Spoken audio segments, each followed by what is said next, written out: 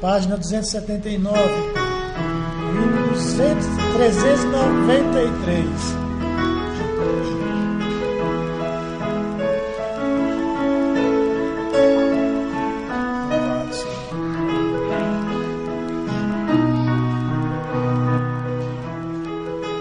A Igreja de Cristo na terra, que congrega o povo de Deus, ela vive com Cristo a reinar, e perto está de subir para o céu. Ela vive no santo caminho, come o pão, bebe o vinho, também lava os pés. Canta lindo ao Cordeiro Divino, e assim vai subir a cidade do céu. Que amor, que prazer, é sentir comunhão com Jesus. Que amor, que prazer, é viver para sempre na luz. Que amor, que prazer, é beber desta fonte de amor, esta fonte que emana da cruz, santo rio de luz, que nasceu no Senhor. Toma a ceia com nosso entendimento, puro vinho original. É a fonte que traz alimento ao corpo da noiva na era final. Não é uma denominação, somente em Cristo tem seu galardão. Aos eleitos por certo conduz, com batismo correto em nome de Jesus. Que amor, que prazer, é sentir comunhão com Jesus. Que amor, que prazer, é viver para sempre na luz. Que amor, que prazer, é beber desta fonte de amor, desta fonte que emana da cruz, santo rio de luz que nasceu no Senhor. Vem do céu este amor sentimos, onde reina a glória de Deus. Com a mesa cercada de luz, o lindo Jesus aos filhos seus. Com a taça de vinho na mão, tendo nela o pão que alimenta a fé. Este cálice na mão de Jesus é quem dá vida e luz para quem for fiel. Que amor, que prazer, é sentir comunhão com Jesus. Que amor, que prazer, é viver para sempre na luz. Que amor, que prazer, é beber desta fonte de amor, desta fonte que emana da cruz, santo rio de luz que nasceu no Senhor. Que alegria será para os santos quando o cântico de glória entoar, quando os anjos fizerem chamada, na linda alvorada também soará. Quando Cristo descer os santos, os encantos e despidos dele, o Cordeiro da nossa esperança divide a herança dos filhos de Deus. Que é sentir comunhão com Jesus. Que amor, que prazer, é viver para sempre na luz. Que amor, que prazer, é beber desta fonte de amor, desta fonte que emana da cruz, santo rio de luz que nasceu no Senhor. Vinde todos que têm salvação, galardão preparado está. Vinde todos que a vida deste, no reino celeste ainda lugar. Vinde todos queridos da luz, porque só Jesus é quem dá o pegar. Vinde a glória, irmão, conhecer este grande poder da nossa salvação. Que amor, que prazer, é sentir comunhão com Jesus. Que amor, que prazer, é viver para sempre na luz. Que amor, que prazer, é beber desta fonte de amor, desta fonte que emana da cruz, santo rio de luz que nasceu no Senhor. Amém. Graças a Deus. Pode ser o 161. Vou ver se eu consigo cantar esse.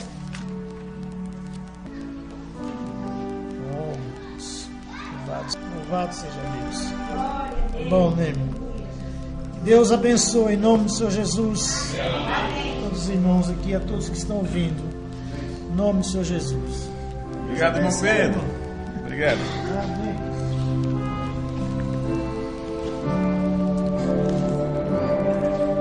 Vamos ficar de pé, irmãos.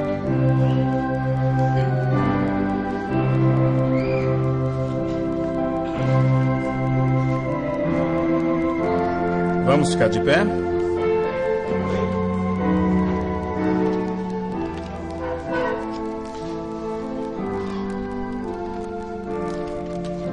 A escritura que nós estamos lendo durante todos esses dias é o que está em 2 Timóteo capítulo 3. E eu quero apenas repassá-la outra vez com vocês.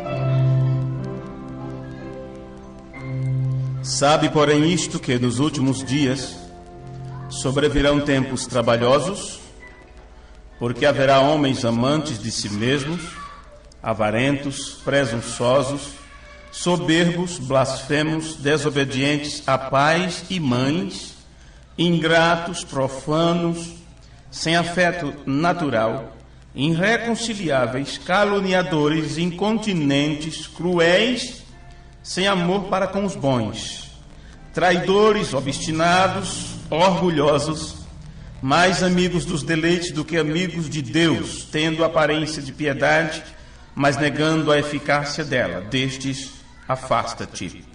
Amém.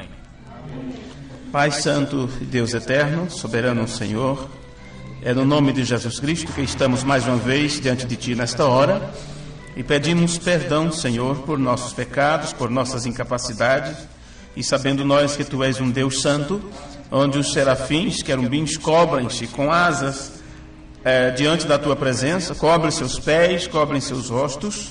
Ó Deus, não sabemos o que temos feito para merecer nos aproximar com confiança perante o trono da graça. Só temos que confiar no que Tu prometeste e no que está escrito na palavra do Senhor, que somos Teus filhos, ovelhas Tuas, pelas quais Tu tens um amor eletivo, Senhor. Amaste tanto que entregaste teu Filho para a propiciação dos nossos pecados, e tu mesmo tens vindo nesse tempo do fim para dirigir nossos pensamentos, para guiar nossos passos, para nos introduzir no reino vindouro que tanto almejamos estar nele. Então só podemos crer que somos teus filhos e que somos parte tua, e que há em nós porção da vida de Deus, da vida eterna, para tu ter tanto cuidado para conosco. Então pedimos no nome de Jesus Cristo que a cada dia o Senhor abra o nosso entendimento para podermos compreender as tuas verdades, e que possamos a cada dia ser despertados para o dia e hora em que vivemos, e que possamos a cada momento de nossas vidas nunca esquecer do que tu tens feito por nós, do porquê estás aqui, e qual é o propósito teu nesse tempo do fim, e porque tu tens vindo para ser glorificado em teus santos. Ajuda-nos nesta hora, Senhor, quando nos aproximamos e falamos sobre a Tua palavra, e junto com os Teus filhos, nesta unidade de fé, temos vindo até Tua casa para buscar o conselho do Senhor. Ajuda-nos, tanto os irmãos presentes, quanto os irmãos que estão à distância, ouvindo conosco nesta hora, e aqueles que no futuro também adquirirem esta gravação, que todos sejam ajudados pelo Senhor, e que o grande Mestre, o Espírito Santo, seja o guia, o nosso instrutor nesta hora, porque como meninos, como alunos, nós temos vindo para a sala de aula e viemos disposto a aprender, Pai. Então, que possamos ter mente aberta nesta hora para entender o que está sendo dito e o que o Senhor quer de nós nesse tempo presente. No nome de Jesus Cristo, nós oramos e te pedimos estas bênçãos grandiosas. Amém. Amém. Podem sentar, irmãos. Recentemente foi traduzido o sermão Jesus Cristo é o mesmo ontem, hoje e eternamente. Tradução do irmão Milton Rosa. Naquela outra semana que ele esteve, ele iniciou essa tradução e trabalhou duro para deixar ela pronta para nós. Não está impressa para todo mundo ainda, inclusive essa eu peguei emprestado dele para poder mostrar para os irmãos. Vai ficar muito bonita, viu? Muito bonita. Jesus Cristo é o mesmo ontem, hoje e eternamente. Daremos um jeito de enviar para qualquer pessoa que fizer o pedido. Agora, se for de outro país, teremos que mandar digital, não é? Os irmãos da África que sempre estão pedindo alguns sermões em português.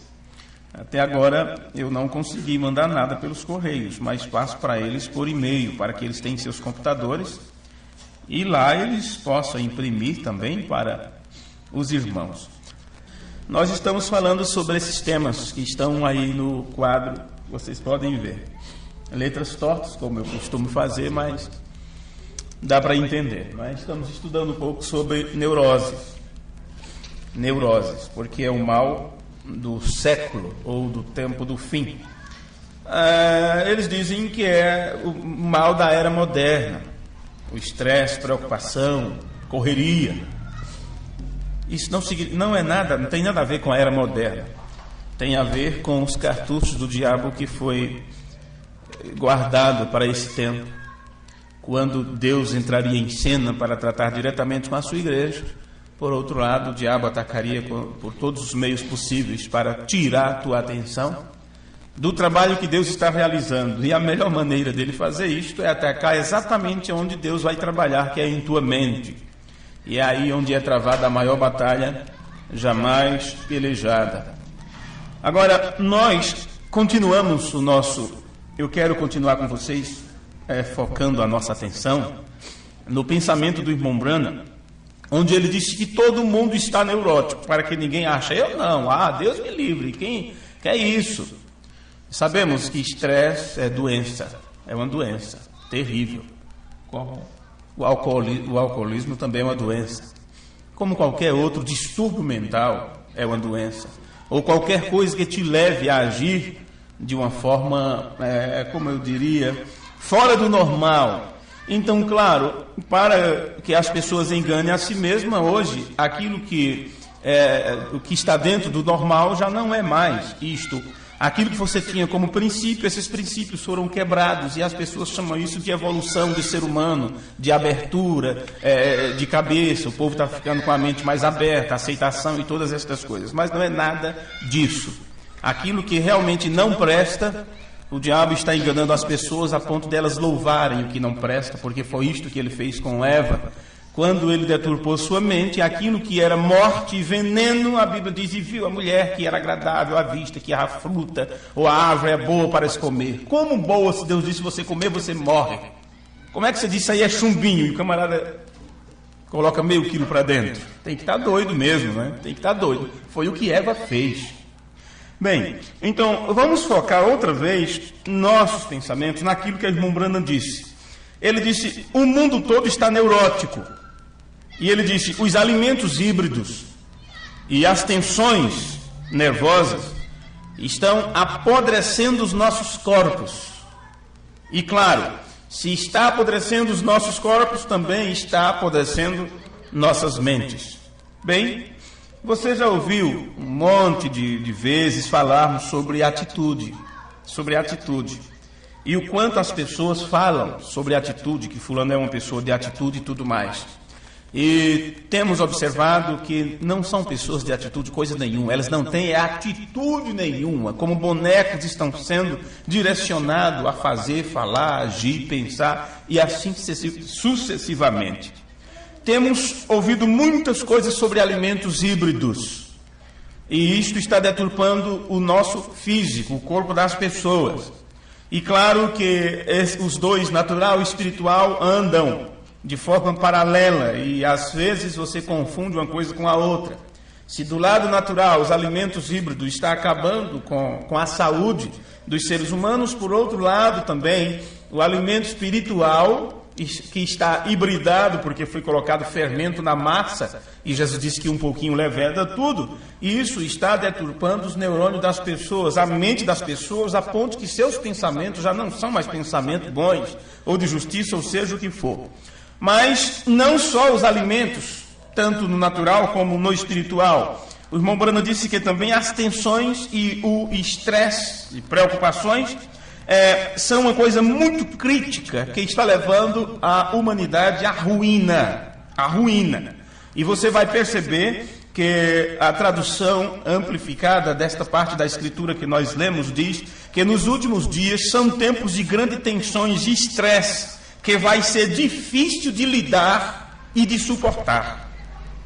Na sua tradução você lê tempos trabalhosos, tempos difíceis, não é? Tempos horríveis. A tradução amplificada diz que por causa de grandes tensões e estresse, vai ser um tempo difícil de lidar e difícil de suportar. Agora, quando examinamos a condição do nosso tempo, que é uma condição de neurose, uma condição neurótica, o irmão Branham está falando de quê? Com certeza, de forma evidente, isto vai abarcar todo mundo.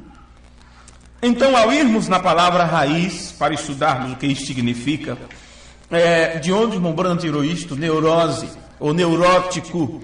E ele foi criticado quando o irmão disse, irmão Branham, você não pode chamar essas pessoas tão educadas como são de neurótica. Irmão Branham disse, ok, porém eles são neuróticos educados. Então, ao analisar esta palavra que o irmão Branham usou, o Webster diz que neurose é definida como qualquer dos distúrbios da psique humana, qualquer distúrbio mental, distúrbios funcionais, caracterizada por uma ou várias das seguintes reações: ansiedade, compulsão, fobias, não é? Qual tem mais lá? Obsessão, depressão e associação. Se alguém quiser conhecer quem foi o Webster, porque temos falado muito nele sobre essas designações, aqui está uma parte da biografia de Webster. Imprimi para que todo mundo tivesse em seus lares, e temos aqui ainda uns 3 números sobrando. Ainda não disponibilizei para os irmãos da internet, mas vou deixar para eles fazer download também. Ok, então nós temos ansiedade, compulsão, obsessão, fobia, depressão e dissociação. Não sei de qual destes 6 atributos a coisa tem mais pego para o seu lado. Porém, você não precisa ter todas para estar com neurose. Basta desenvolver em você um destes atributos. E assim, o que acontece? Ao examinarmos o primeiro atributo, que é a ansiedade, nós descobrimos que a ansiedade definida por Webster, é um estado de ser desconfortável ou apreensivo, carregado de preocupação com o que pode acontecer. Não é preocupação com o que acontece. A pessoa está sempre ansioso, preocupado com o que pode acontecer. É preocupação com o futuro.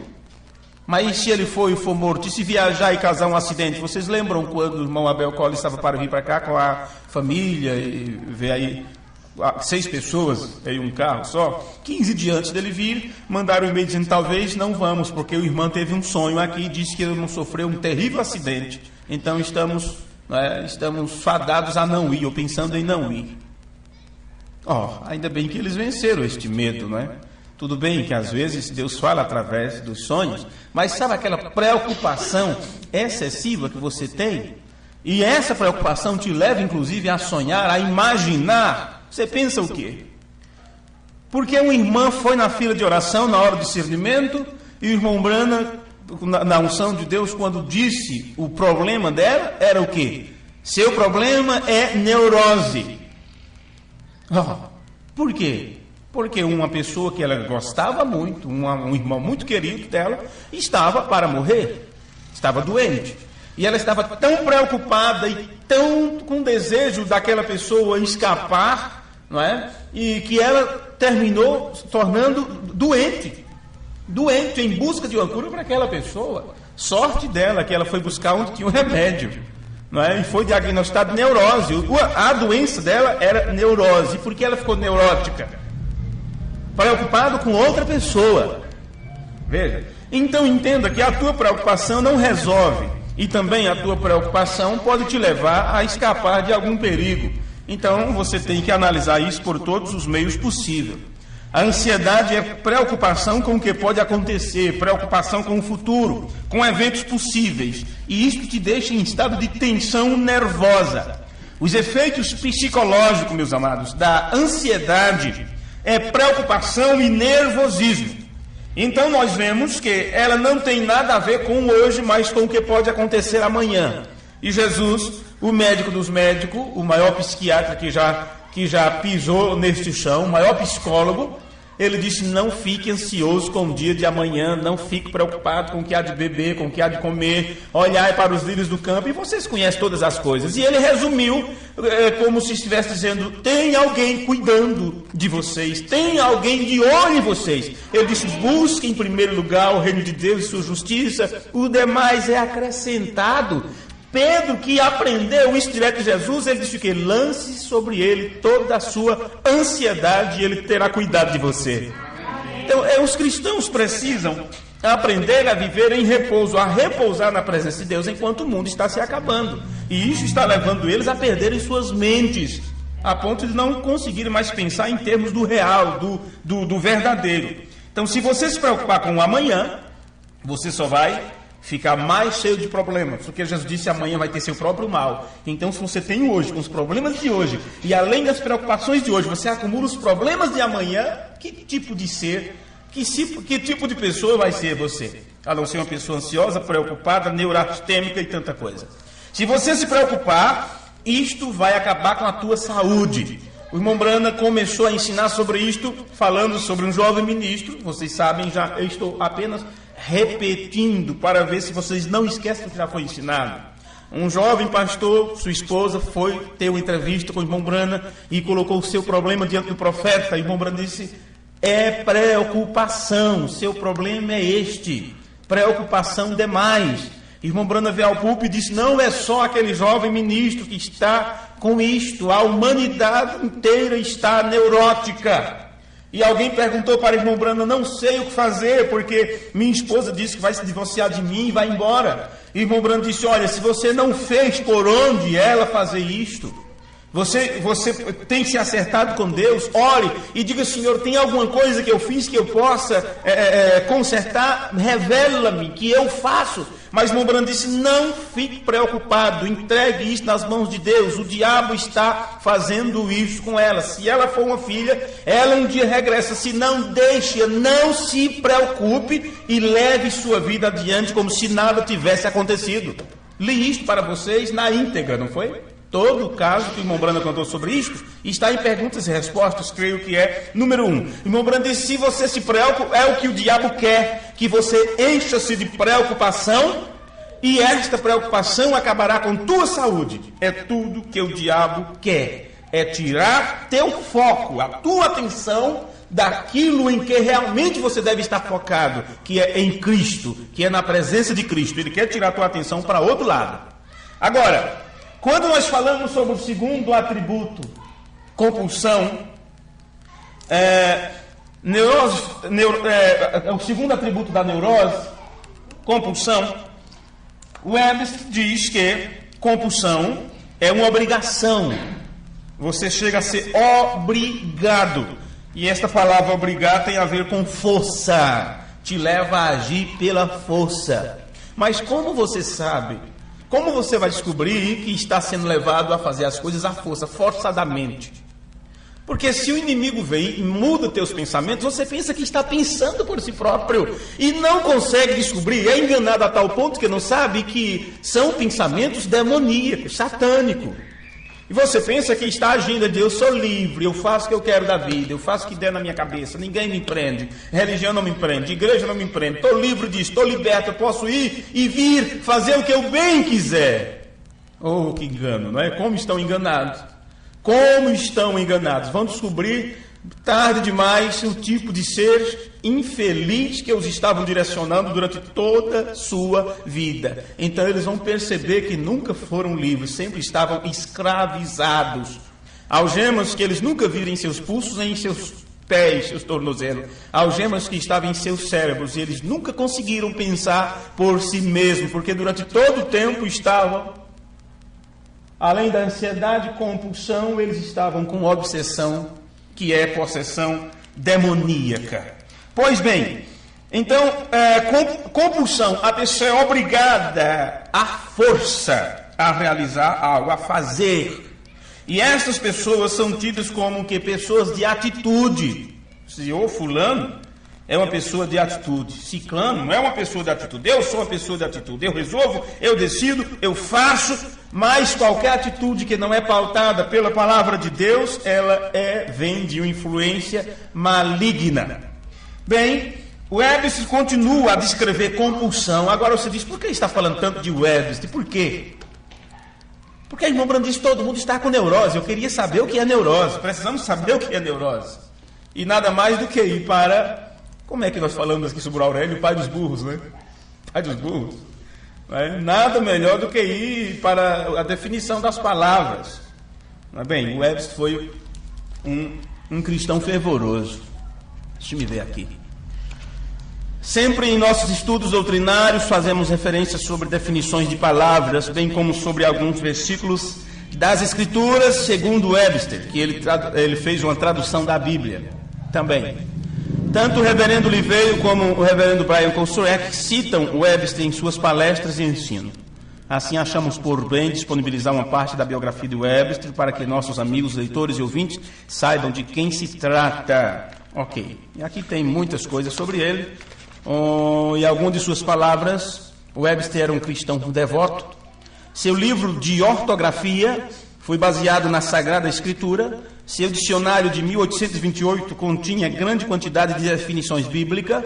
Webster considerava a educação inútil sem a Bíblia. Webster dizia ter visto versões em 20 línguas diferentes em cada palavra particular. No prefácio da edição de 1829 do Dicionário Americano da Língua Inglesa, Webster dizia: no meu ponto de vista, a religião cristã é a mais importante e uma das primeiras coisas nas quais todas as crianças, sob o governo livre, devem ser instruídas. Nenhuma verdade é mais evidente para mim que a religião cristã deve ser a base de qualquer governo que pretenda garantir e assegurar os direitos e privilégios de um povo livre. Ok. Bem, sobre ainda compulsão, não é? Eu disse para vocês que, é claro, se é uma força irresistível, irracional, impulso repetitivo para realizar algum ato, e nós falamos isto como aquela pessoa que está sujo, vou lá e lavar as mãos, né? Daqui a pouco vai de novo e lavar as mãos. Impulso, compulsão, mania de limpeza, lavou agora, lava de novo, passou o pano, volta lá e uma passadinha de novo, não pisa aí, aquela coisa toda, compulsão. E tudo isso está dentro deste quadro. Porque o que começa correndo demais, perde o pique e termina no último estágio, que é depressão e dissociação. Isolado, acabado, num pé de parede, no canto, não quer ver ninguém, até comete suicídio. Isso no natural e também no espiritual. Mas é tanta coisa que não dá tempo a gente entrar em todos os planos que gostaríamos. Mas, irmãos, quando lemos em 2 Timóteo, capítulo 3, diz que viriam tempos difíceis de suportar, em conjunto com grande estresse e problemas, onde os homens seriam amantes de si mesmo. Amante de si mesmo, quer dizer, autocentrada. Ela é o centro. Primeiro eu, segundo eu, terceiro eu. Não é primeiro Deus, segundo a família, eu venho em terceiro lugar. É tudo eu. Então são autocentradas. E no versículo 3 diz que elas seriam incontinentes. Vocês veem que estamos repetindo muitas coisas que já falamos, porém agregando novos pensamentos aqui, para que você possa ir acompanhando passo a passo. Viu? Passo a passo. Bem, é como um labirinto onde você sabe que tem saída, e você precisa encontrar a saída. Você precisa ser muito bom para dentro do labirinto, você não entrar em choque, eu não sei como seria a palavra, e, sei lá, dar uma pane e ficar prostrado lá, não tem jeito mesmo. Não, você continua tentando. Errei aqui, já não me perco mais nessa parte, vou para a outra parte até que você encontra saída, porque é como um ciclo, né? É como um ciclo. O irmão Brana chamou isso de caminho, jornada da morte, a trilha da morte. Não, irmão Brana, ele já cita de outros também. É quando você está perdido numa floresta, dentro do mato, e começa a andar em círculo, não sabe para onde está indo. Porém, quando estamos estudando temas tão abrangentes e tão polêmicos como este, onde tivemos que recorrer à psicanálise, estudo do setor de saúde, feito aqui no Hospital das Clínicas e na Unicamp, tudo, como mostramos para vocês no segundo culto, creio. Então, temos que ir com muito cuidado, porque nós andamos alguns passos, voltamos outros, seguimos outra vez, para vermos por todos os lados. Ok, diz que os homens seriam incontinentes. Você já parou para pensar nessa palavra? Incontinentes. Essa palavra significa que eles estão sem autocontrole. Não, você fica chateado, você fica sem graça quando você viaja, vai estar em algum lugar por aí e encontra pessoas que estão como diria na linguagem bem popular e que não fosse tão complicado para falar isso em um culto, não é? Pessoas que estão com suas roupas todas urinadas e você diz, mas que cheiro horrível, mas que coisa esquisita, que coisa complicada. Bem, vai chegar uma certa idade que muitos de nós poderemos passar por isso também. E isso é chamado de quê? Continência, não é isso? Ou incontinência urinária. Por que isto? A pessoa perdeu, o corpo, o organismo já não tem controle. Já não tem controle. Do mesmo jeito como nos outros estudos falando sobre obesidade, falamos um pouco sobre obesidade, quando o organismo perde o controle das coisas, não acende a luzinha dizendo, opa, já está satisfeito, para por aí.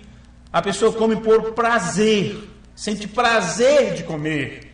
E quanto mais come, mais e vai. Aquela válvulazinha eu não sei o nome dessa peça que temos no cérebro, que avisa quando está ótimo, quando está bem. E quando isso acontece, você poderia comer mais a metade de outro prato. Porém, o organismo diz, é o suficiente agora. Nem que daqui a 3 horas você volta a comer de novo. Ou você só vai beber água quando está estralando de sede, rachando de sede. Você não está no deserto, por que deixamos a água já no jeito para a pessoa beber? Porque fica sempre ali do lado, para você sempre estar tomando água. Porque o organismo precisa, e quando você vai sentir sede, então seu corpo já está pedindo socorro. E quando você pede socorro, é que você já não consegue mais por si mesmo. Em outras palavras, estou perdido, estou me afogando, então você pede por socorro. Não peça ajuda por brincadeira, porque quando você for pedir de verdade, as pessoas vão achar que está brincando de novo e vai terminar morrendo. Não é porque ninguém vai querer ajudar. Então, quando você sente sede, o corpo está pedindo socorro. Vamos dizer assim, as células já estão comendo umas às outras, não é? Uma força de expressão. Então, ok, os homens seriam incontinentes. Deixa-me ver, eu disse que era o versículo 3, mas é isso mesmo? Os homens seriam o quê? Sem afeto natural, irreconciliáveis, caluniadores, incontinentes. Então são pessoas sem autocontrole. É porque eles são, e é por isto que eles são compulsivos. Compulsivos. Eles fazem por compulsão. Aí vem as manias.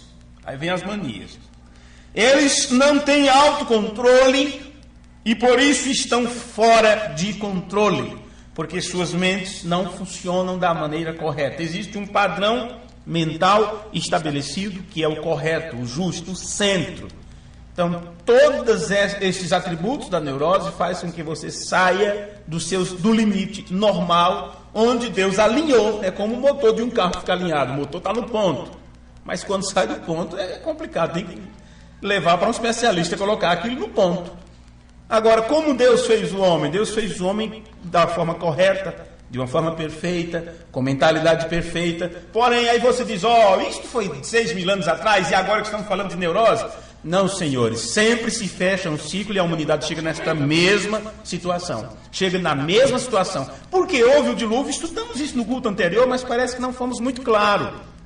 Olhe porque foi que veio a destruição lá em Gênesis 6. Olhe o que aconteceu. A Bíblia diz que os pensamentos dos homens eram má continuamente. Vê? Era má continuamente. Então o problema estava aqui. Como nesse tempo está, do mesmo jeito. Então, o julgamento deles não é correto. Nos dias de Jesus, que tipo de julgamento eles tinham? Eles julgavam segundo o quê? Segundo a reta justiça? Não, segundo as tradições que eles próprios criaram e com isso invalidavam os mandamentos de Deus. Então, aquilo que era diabo, eles chamavam de Deus, o que era Deus, eles chamavam de Beelzebul. Vê onde estava a mente das pessoas? Ok, são incontinentes porque eles perderam o controle de suas mentes. Perderam o controle de suas mentes, estão fora de controle. Porém, esta que é a questão. Estão fora de controle, perderam suas mentes, não pensam por si mesmos. Porém, seus atos, suas escolhas não são aleatórias. É como se eles soubessem o que querem. Você vê criança desse tamanho, ela te responde, ela te enfrenta. É como se realmente soubesse o que querem. E que querem lutar por suas escolhas. Elas querem seguir suas escolhas, seguir o caminho que acham que devem seguir. Então você entende que seus atos, suas escolhas não são aleatórios. O que significa que eles têm alguém controlando suas emoções. Tem algo controlando suas emoções, seus desejos, seu querer.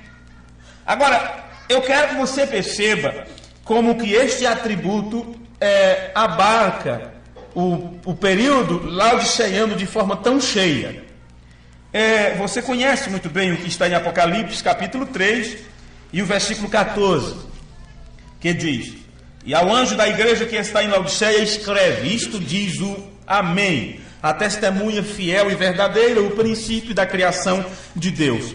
Conhece as tuas obras, que nem és frio nem quente. Oxalá foras frio ou quente, mas como és morno e não és frio nem quente, vomitar-te-ei da minha boca.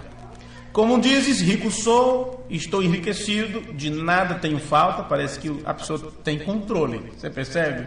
Que é como se a pessoa tivesse controle da situação, controle de si mesmo, que é dono do seu nariz.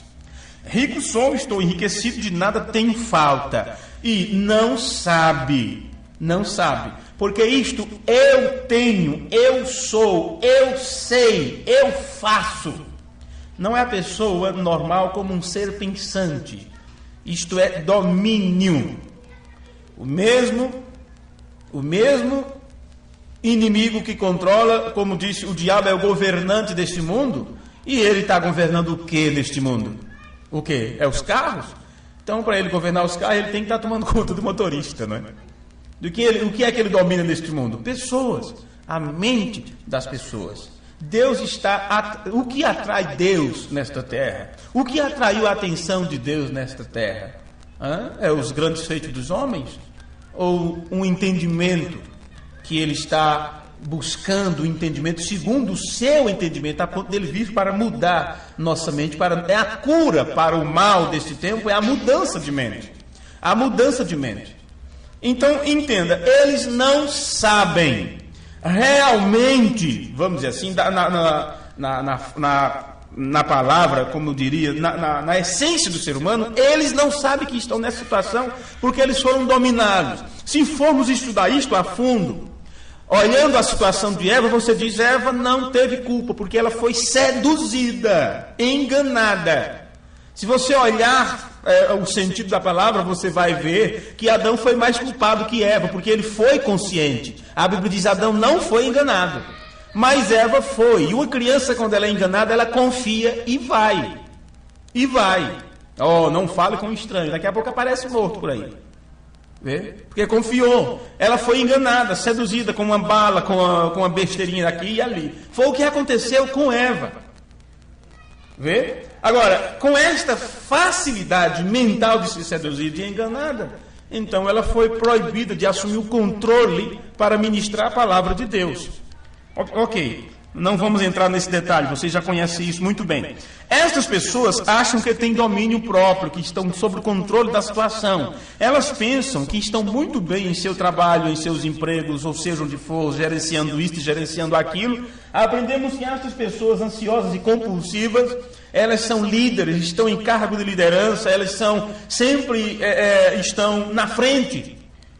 Sempre tem alguém que procura essas pessoas, porque elas são tidas como pessoas metódicas, decididas, que enfrentam. Porém, é já uma doença que as impele, que as leva assim. Enquanto as outras ficam um pouquinho atrás, estas se sobressaem na frente. Veja, por quê? São estas pessoas que guiará as outras, cegos guiando cegos, porque ambos terão que cair no buraco e assim vai. E enquanto eles dizem, sou rico, estou enriquecido, de nada tenho falta, a Bíblia diz, não sabe, você não sabe, que é desgraçado. Olha só esse nome.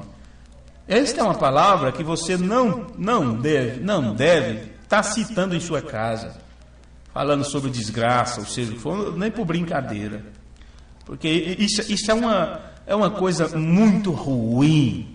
E é a situação onde a humanidade está. Uma situação de desgraça, sem a graça de Deus.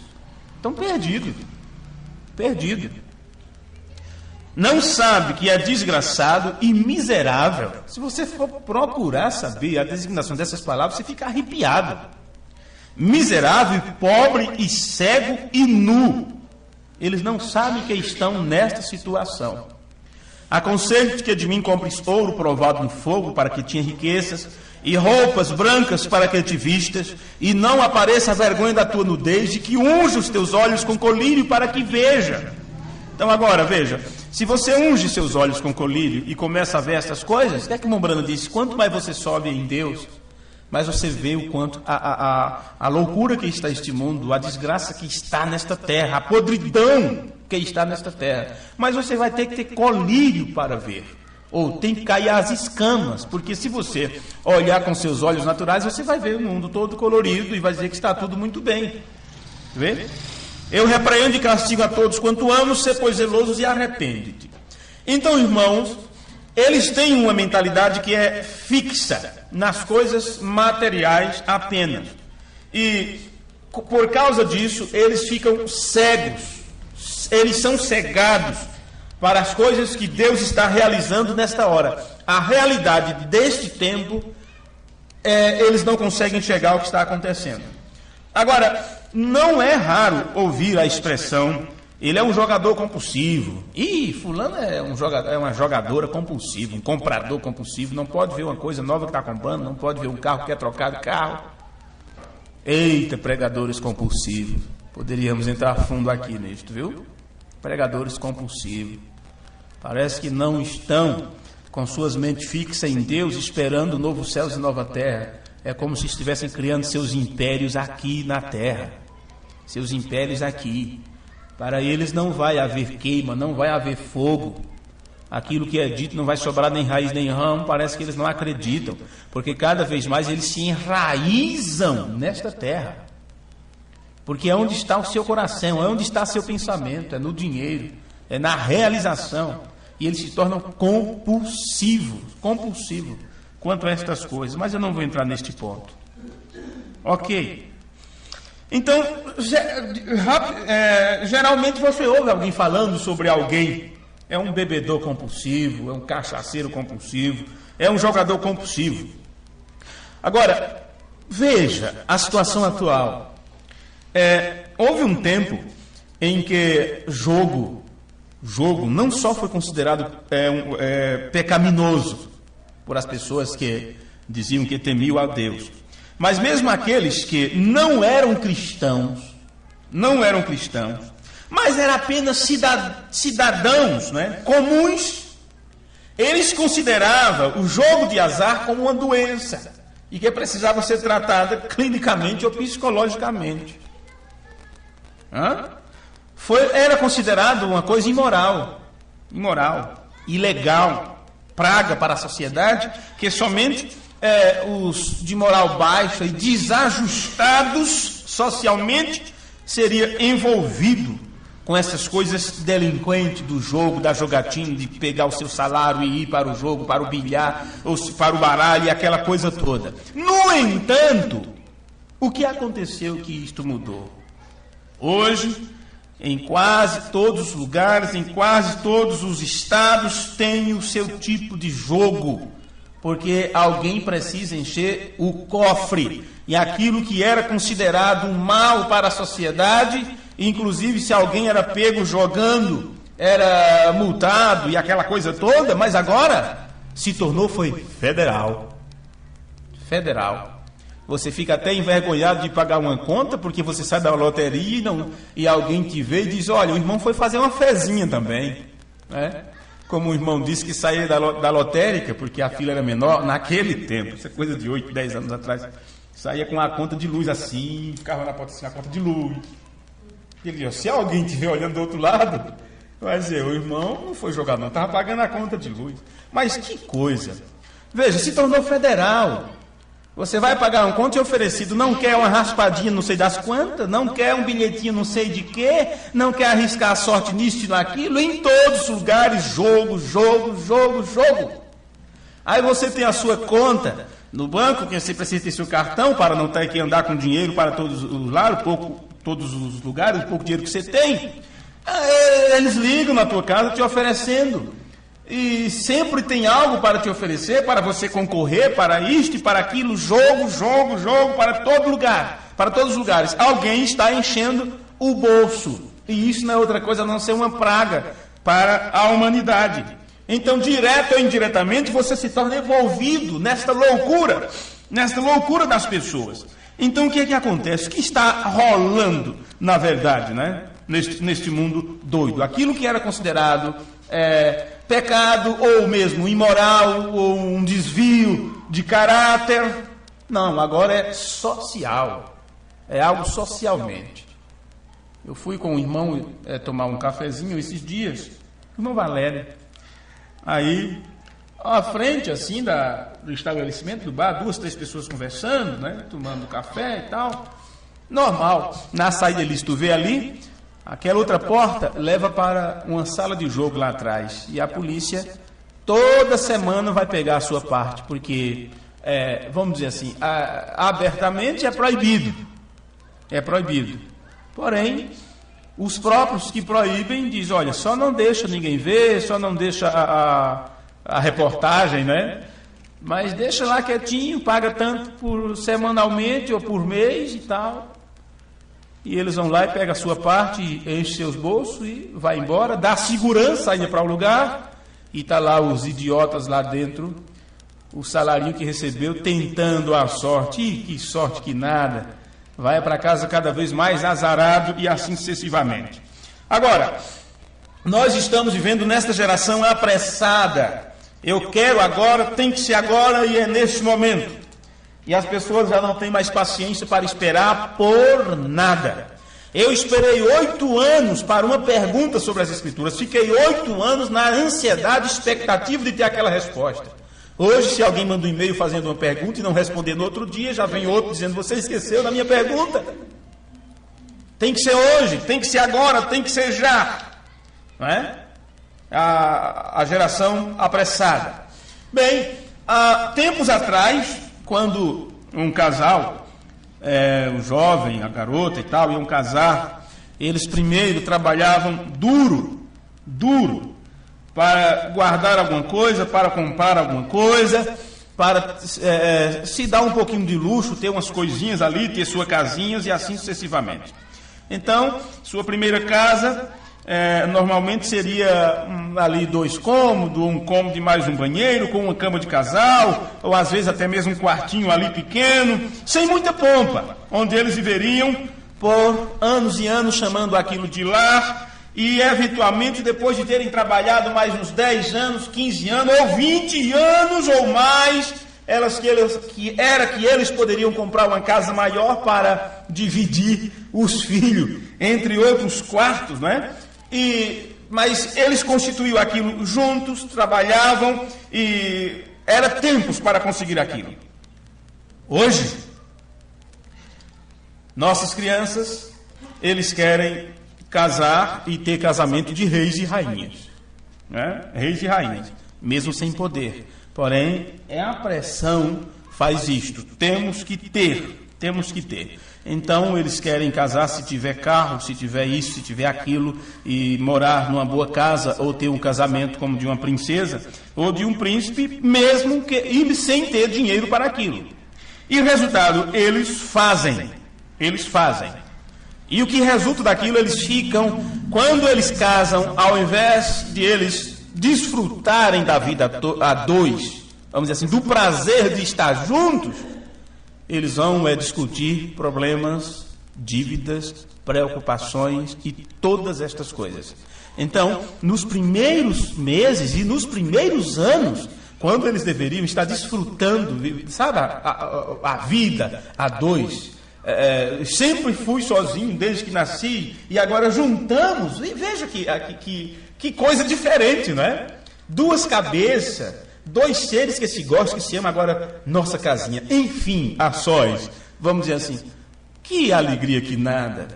Já a preocupação com a dívida, com o cartão de crédito, com o cheque, com aquela coisa toda. Então o que acontece? Eles ficam endividados e como resultado, a tensão nervosa, estresse, ansiedade é tão grande entre eles que pode se cortar o ar, a atmosfera pesada com uma faca.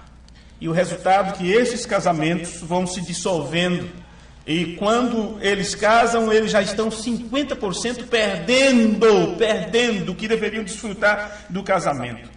Claro, as estatísticas dizem que o jovem hoje que se casa, eles têm apenas 30% de chance de ter um casamento duradouro.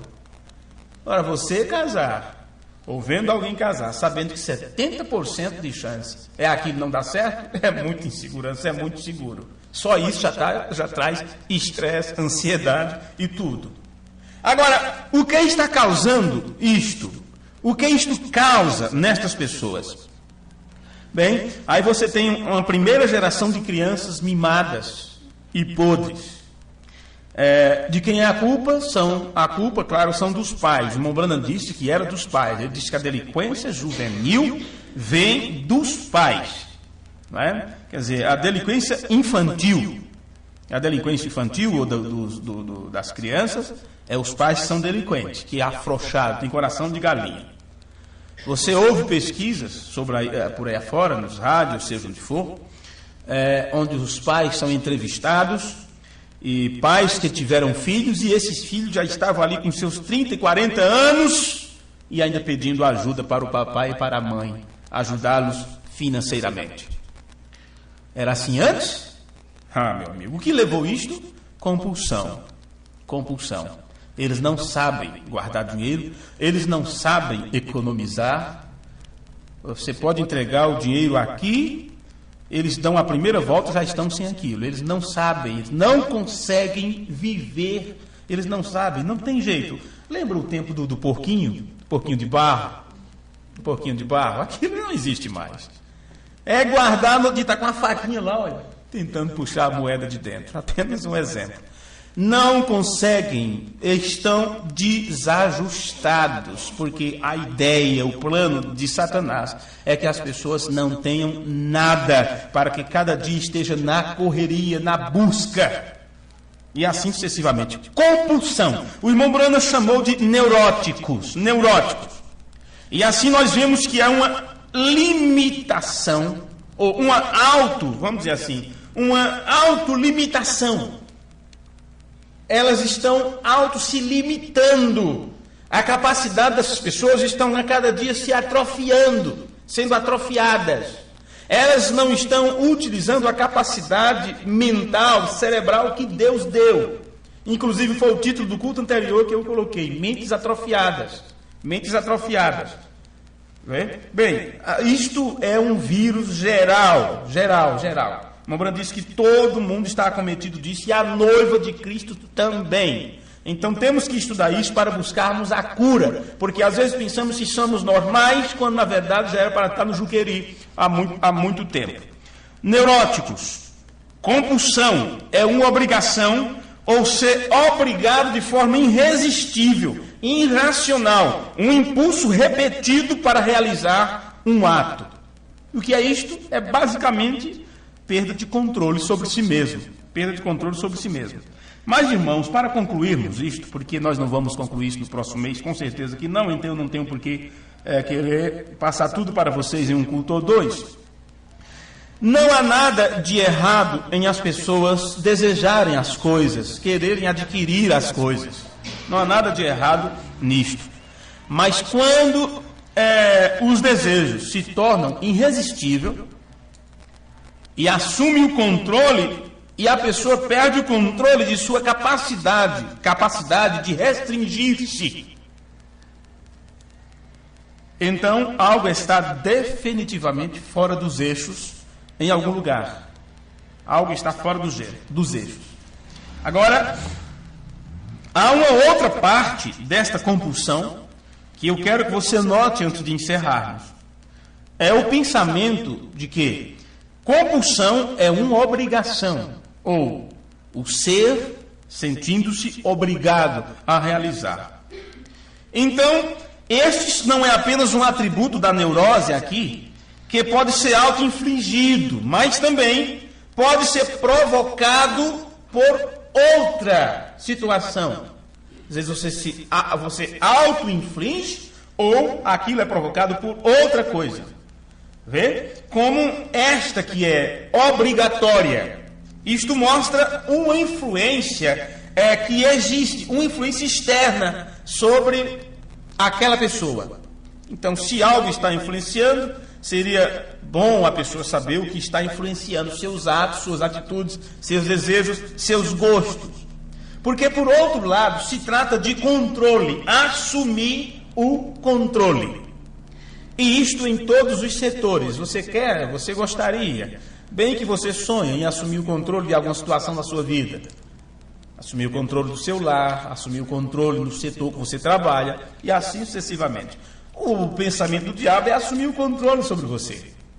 É assumir o controle sobre tuas decisões, tuas ações. Porém, se ele conseguir isto, você não saberá que ele o está fazendo. Não saberá disso. Agora, por outro lado, Deus quer controlar nossos pensamentos. Veja, e Ele não quer que os nossos pensamentos sejam sujeitos a qualquer outro homem, mas somente ao homem Jesus Cristo. Que a mente que esteja em Cristo esteja em você.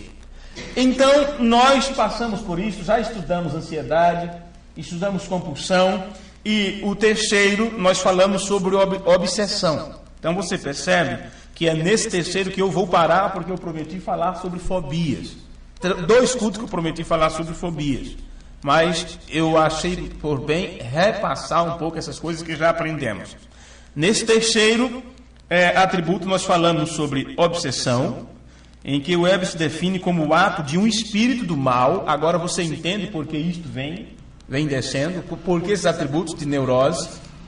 E esta compulsão, que esse desejo irracional, porque você não está raciocinando perfeitamente para realizar, para fazer, para ter, para agir, para obter aquela coisa toda, como falei sobre os jogadores compulsivos, ou beberrões, ou espancadores, ou palavrão, ou pessoa que não consegue falar sem uma palavra torpe, são compulsão. Ok, mas quando chegamos agora em obsessão, a coisa aperta. Por quê? Isto é definido como o ato de um espírito mal em possuir a pessoa, ou possuir as decisões de uma pessoa, tendo como persistência ideias persistentes, vê? Desejo ou emoção do qual você não pode se livrar. Obsessão. O irmão Branham diz que você pode alimentar um hábito. Se você alimenta um hábito por demais, você vai nutrir aquele hábito, e depois de um tempo, este hábito vai levar uma vida própria. Alimente um costume. Hábito, costume. Olha, há muitos anos, nos anos 86... Eu tenho que falar as idades mesmo para mostrar que eu já estou velho, né? No ano de 1986, aproximadamente, o ministro disse para mim: o que você acha que é pegar espírito dos outros? Mombran disse: às vezes eu penso se não estamos pegando o espírito um do outro, ao invés de adquirirmos o Espírito Santo. E esse ministro disse para mim: o que você acha que é pegar espírito? Digo: não sei, como que é? Isso é costumes. É assim que se pega espírito um do outro, pegando o costume de outra pessoa. Sai aí um artista, ele chama de artista que aquilo não é arte, promiscuidade não é arte, se bem que para o mundo do jeito que está né? Ele sai, lança um palavrão, uma piada, um gesto, e você sabe que aquilo, todo mundo começa com aquilo. Sai alguns dizeres aí, umas palavras profanas em alguma música, e daí a pouco você vê todo mundo, todos jovens com seus celulares ligado por aí afora, que você fica com nojo, você fica mal, com vontade de vomitar com aquele tipo de música, com aquele ritmo nojento. Tudo criança de 8 anos, 10 anos, é para isso que veio tecnologia, quando deveríamos estar aproveitando isto para o bem. Estão usando era para se autodestruir, para se auto-alienar. Veja, é isso que está acontecendo. Meu Deus do céu. Ok, mas eu estava falando em hábitos. Então você pega o costume de outra pessoa, o hábito da outra pessoa. Isso é a forma mais simples de se falar, que é para não causar nenhum pavor, nenhum medo, para isso ser muito normal. Mas estamos em um tempo que tudo que é normal você tem que encarar como anormalidade, porque a coisa está virada ao avesso. Meu avô dizia que ia chegar um tempo que a roda grande ia passar por dentro da pequena. A minha mãe velha falava, né? Mãe velha. Ela ficou 22 anos, ou foi 24 anos paralítica, não é? Que teve AVC. Naquele tempo não se tinha esse nome, não se conhecia o nome AVC, chamava vento caído, né? Vento caído, agora, não é assim, mais ou menos isso, vento caído. Aí dava desculpa, tomou café e saiu no ar. Imagine hoje, a turma toma café no tempo do frio, debaixo da chuva por aí afora. A desculpa era o café. Fulano tomou café e deu o ar de fora. Olha o nome, que coisa, o ar de fora. Que é isso? Veio um vento do mar, a pessoa fica toda torta. Medo desse tal desse ar de fora, viu? Medo. É porque eles não falavam o nome das doenças, né? Era proibido de falar o nome da doença. Aquela coisa toda. Agora sabemos que é AVC, né? Da curto-circuito do cérebro, né? E tal. Mas minha avó teve isso, estava trabalhando, caiu por cima de um pé de coisa lá e tal, levaram para casa, ficou 20 e tantos anos com uma banda morta. interagia muito bem com as pessoas, não é? Bem, e ela dizia: ei, meu filho, vai chegar o tempo. Tinha muito tempo para pensar, né? Ei, meu filho, vai chegar o tempo que a roda grande vai passar por dentro da pequena. E eu ficava pensando: como pode uma roda grande passar por dentro da pequena, né? Não tem como. Eu olhava uma rodinha pequena, uma roda grande desse tamanho passando por dentro. Como é? E aquilo me deixava com a mente, dava nó na mente. Mas agora estamos vendo isso acontecendo. O que é normal é anormal. O que é direito está todo torto. O que é justiça é injustiça, é maldade, é devassidão. É devassidão. E assim sucessivamente. Pois bem, você pega costumes e hábitos. Irmão Brando disse: você alimenta aquele hábito e chega um momento que aquele hábito começará a viver por si mesmo. O que é que significa? Ele vai viver através de tua vida e até o ponto que dominará tua vida. Demônio. Irmão Brando disse: você pode alimentar um hábito ou manter um hábito bem nutrido. Depois de um tempo ele vai levar uma vida própria e tornar-se uma possessão. Então, é possessão demoníaca. Isto não importa, como eu disse no outro culto, não é desculpa, ou não importa se você diz: não, mas a minha obsessão é só por comprar sapato, eu não posso ter um sapato novo que eu estou comprando. Abro lá o armário, é um sapato amarelo, outro marrom, que ele tem que combinar com a bolsa, tem que combinar com a presilha do cabelo, e aquela compulsão, não usa. É só por roupa. Não, é só por isso. Não importa. Se é por trabalho, se é por isso, se é por aquilo. Se é compulsão, demônio é demônio. Demônio é demônio. Eu ainda não vi a pessoa ter uma compulsão para ler a Bíblia, para estudar as mensagens. Um demônio é um demônio. E se não é natural, é demoníaco. É demoníaco. Vamos nos colocar de pé, irmãos? Vamos nos colocar de pé, porque senão eu vou querer passar mais 2 páginas que eu tenho aqui de anotações. Mas o Espírito expressamente disse Paulo a 1 Timóteo 4:1. Mas o Espírito expressamente diz que nos últimos tempos apostatarão alguns da fé, dando ouvidos a espíritos enganadores e a doutrinas de demônios, seduzindo, né? Quer dizer, espíritos seduzindo para o ensino do diabo. Então são pessoas que são seduzidas a acreditar na mentira e elas defendem essa mentira como se fosse a verdade. Diga-me, como escapar de algo desse tipo? Jesus disse que seria tão próximo, tão parecido, que se possível for enganaria até os escolhidos. Nós temos que tomar a cura que Deus nos trouxe nesse tempo do fim. A humanidade está perdendo sua mente. Lembrando isso, todo mundo está dessa forma. E ele deu como exemplo aquele jovem ministro que foi falar com ele, disse: não é só ele, é todo mundo. Está neurótico. Então, se é um tempo em que a humanidade está perdendo suas mentes, Mambrano disse: se o alimento deturpado, o híbrido e as tensões nervosas está destruindo o corpo, porventura não estaria também destruindo as células do nosso cérebro? Isso foi o que Mambrano disse na mensagem Cristo revelado sua própria palavra. Então, nesse tempo em que todo mundo está perdendo sua mente, é aí onde está a nossa vantagem, porque Deus vem e substitui a nossa mente comum, simples, né, humana, pela mente de Cristo, e você começa a pensar não com seus próprios pensamentos, mas com os pensamentos de Deus baseados na palavra. Vindo o inimigo como correntes de água, então é hasteado a bandeira, o estandarte ou o fogo de Deus para queimar esses demônios infelizes.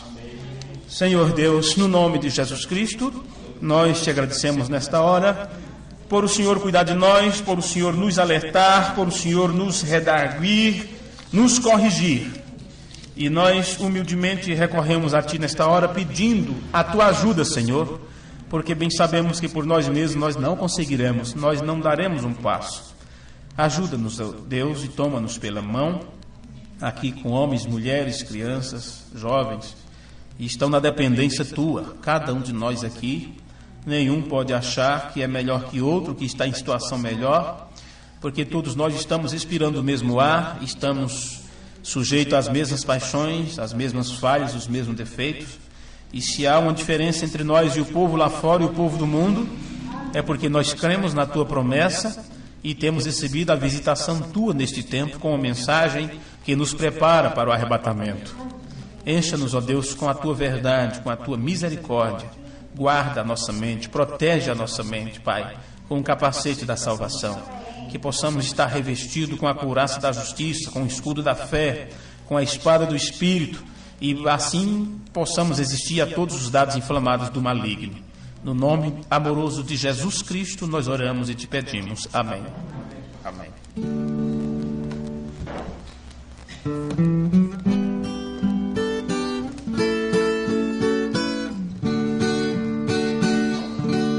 Senhor, tu vês que a jornada é longa e às vezes faltam forças para prosseguir. Com tua mão divina segurando a minha, eu vencerei, contigo eu serei feliz. É na tormenta que se pensa no abrigo, é na tormenta que se pensa no amigo, é na tormenta do perigo que se pensa no vendaval. Senhor, eu quero estar contigo. Se nessa estrada há espinhos cruciantes, querendo sempre, muitas vezes me impedir, o teu amor, o teu poder e a tua graça, eu vencerei, eu viverei muito feliz. É na tormenta que se pensa no abrigo, é na tormenta que se pensa no abrigo, é na tormenta do perigo que se pensa no vendaval. Senhor, eu quero estar contigo. Amém. Vamos dizer todos juntos: Pai nosso que estás nos céus, santificado seja o teu nome. Venha a nós o teu reino. Seja feita a tua vontade, assim na terra como no céu. O pão nosso de cada dia nos dai hoje, e perdoa as nossas dívidas, assim como nós perdoamos aos nossos devedores. E não nos deixe cair em tentação, mas livra-nos do mal, porque teu é o reino, o poder e a glória para sempre. Amém. Amém. Deus os abençoe e até o próximo culto, se o Senhor nos permitir estar com vida e saúde até lá. Deus os guarde. Obrigado vocês que vieram e tenham essa paciência de nos ouvir, não é?